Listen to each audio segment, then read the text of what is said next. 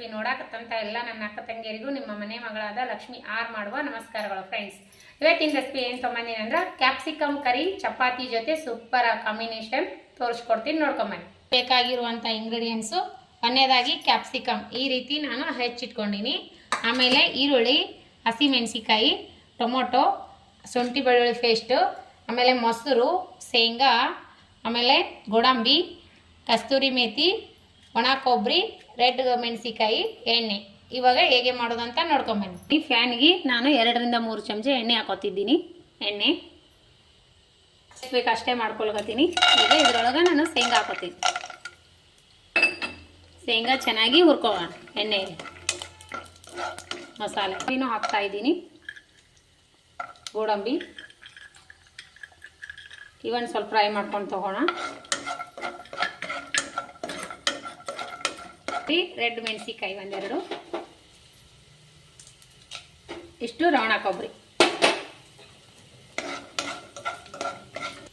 ಇವು ತಕ್ಕೊಂಡು ನೋಡ್ರಿ, ಫ್ರೈ ಅದು ತಕ್ಕೊಂಡು ಬಿಡೋಣ. ಹೀಗೆ ಫ್ಯಾನಿಗೆ ನಾನು ಕ್ಯಾಪ್ಸಿಕಮ್ ಫ್ರೈ ಮಾಡ್ಕೊತಿದ್ದೀನಿ. ಈ ರೀತಿ ಹುರ್ಕೊರಿ, ಈ ರೀತಿ ಉದ್ದುದ್ದ ಹೆಚ್ಕೊರಿ, ಚೆನ್ನಾಗಾಗುತ್ತೆ. ಈ ರೀತಿ ಹುರ್ಕೊಂಡ್ರೆ ಸಾಕು. ಇದು ಇಲ್ಲೇ ಬಿಟ್ಟು ನಾವು ಮಸಾಲೆ ರುಬ್ಕೋಣ ಬನ್ನಿ. ಎಲ್ಲ ಹುರ್ಕೊಂಡಿವೆಲ್ಲ, ಕೊಬ್ಬರಿ ಅದು ಇವೆಲ್ಲ ಮಿಕ್ಸಿಗೆ ಹಾಕೋಣ. ಈಗ ರೀ ಟೊಮೊಟೊ 2 ಟೊಮೊಟೊ ಕಟ್ ಮಾಡಿ ಇಟ್ಕೊಂಡಿನಿ, ಇದನ್ನು ಹಾಕೋಣ ಇದ್ರಾಗ. ಆಮೇಲೆ ಶುಂಠಿ ಇದ್ರೆ ಶುಂಠಿ ಹಾಕ್ರಿ, ಶುಂಠಿ ಇರಲಿಲ್ಲ ಅಂದ್ರೆ ಶುಂಠಿ ಪೇಸ್ಟ್ ಇದ್ರು ಇದ್ರೊಳಗೆ ಹಾಕೊಂಡು ರುಬ್ಕೋಣ. ಹಾಕಿ ರುಬ್ಕೋಣ.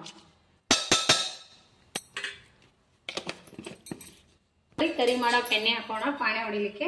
ಒಗ್ಗರಣೆಗೆ ಎಣ್ಣೆ 2 ರಿಂದ 3 ಚಮಚ ಎಣ್ಣೆ ಹಾಕಿದ್ದೀನಿ. ಸಾಸಿವೆ ಹಾಕಿದ್ದೀನಿ. ಸಾಸಿವೆ, ಜೀರಿಗೆ ಚಟ್ಪಟ ಅನ್ನಕತ್ತಾವಲ್ಲ. ಈಗ ಈರುಳ್ಳಿ 2 ಈರುಳ್ಳಿ ಕಟ್ ಮಾಡಿ ಇಟ್ಕೊಂಡಿನಿ, ಸಣ್ಣದಾಗಿ ಈರುಳ್ಳಿ.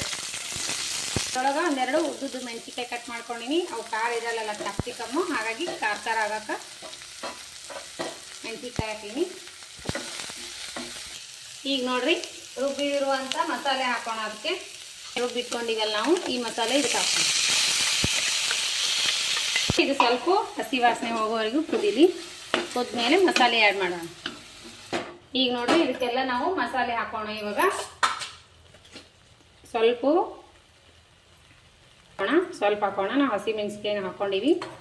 ಅರಿಶಿನ ಪೌಡರ್, ಸ್ವಲ್ಪ ಅಚ್ಕಾರ, ಇದು ಗರಂ ಮಸಾಲ, ಸ್ವಲ್ಪ ಧನಿಯಾ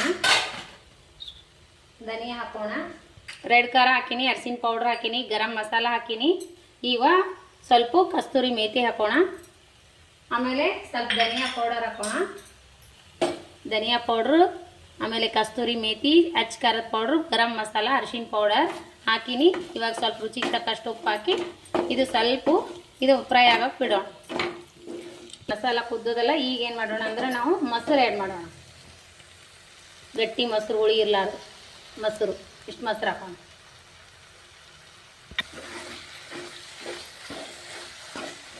ನೋಡ್ರಿ ಮೇಲ್ಗಡೆ ಎಲ್ಲ ಎಣ್ಣೆ ಸೇರ್ಲಿಕ್ಕತ್ತದ. ಈಗ ಮಸ್ತ್ನಾಗಿ ಮಸಾಲ ಕುದ್ದದಲ್ಲ. ಈಗ ಕ್ಯಾಪ್ಸಿಕಮ್ ಆ್ಯಡ್ ಮಾಡೋಣ.